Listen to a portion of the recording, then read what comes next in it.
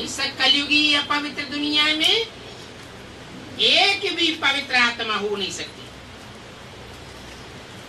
आत्मा जब पवित्र बन जाती है तो फिर ये पुराना पतित शरीर छोड़ देती है।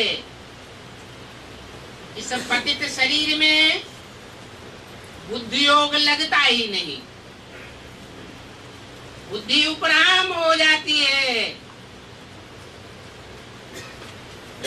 और तुमको तो ये शरीर छोड़ना ही है। बाप अभी तुमको शरीर छोड़ना सिखाते हैं। शरीर छोड़ना माना मरना। अब मरना कौन चाहते हैं? तुमको तो बाप ने कहा है कि जीते जी मर जाओ, माना देह भान से मरना है। आत्मा पवित्र हो जाए और शरीर पुराना ही बना रहे, ये तो हो नहीं सकता। पहले पहले तुम्हारा सूक्ष्म शरीर पवित्र बनता है। आत्मा के वाइब्रेशन पवित्र बनने से शरीर सूक्ष्म बनेगा। उसको कहते हैं फरिश्ताई शरीर। बाद में फिर जब 5 तत्वों पर विजय प्राप्त होगी तो ये स्थूल शरीर भी पवित्र बनेगा। याद करते करते तुम्हारी आत्मा एकदम पवित्र हो जाएगी। तुम जानते हो कि शांति धाम से हमारी आत्माएं पवित्र ही आई थी। फिर हम जाकर के गर्भ महल में बैठे, फिर इतना इतना हमने पार्ट बजाया। ये तुम्हारी बात है। और धर्मों की जो आत्माएं आती हैं वो सीधा गर्भ में प्रवेश नहीं करती, क्योंकि द्वैतवादी युग से आती हैं।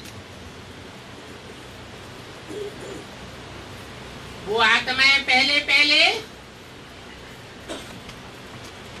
कोई मनुष्य आत्मा में आवेश करती है, जो देवताएं होते हैं। अभी तुम देव आत्माओं का चक्कर भी पूरा हुआ। फिर हम आत्माएं जाएंगी अपने धाम, वहां से फिर सुखधाम में आवेंगे।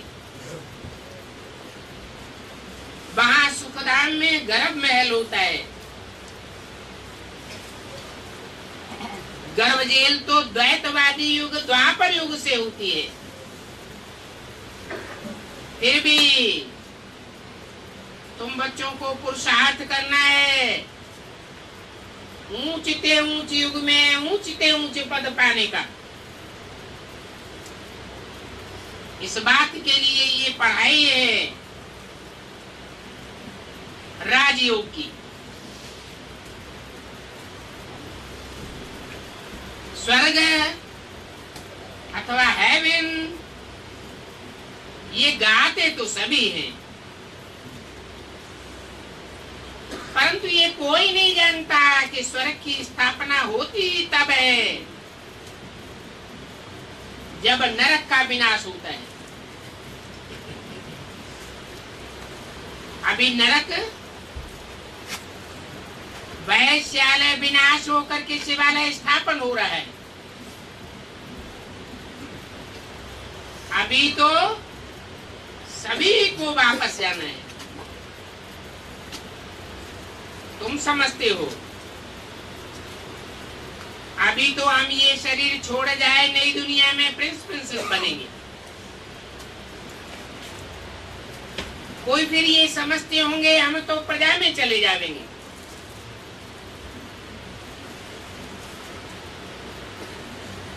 क्यों प्रजा में चले जाएंगे? क्योंकि सबकी बातों से प्रभावित होते रहते हैं।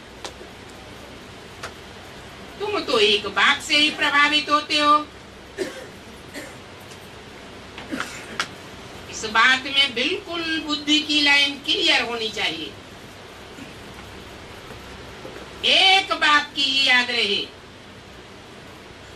और कोई की भी बातें याद ना आवे।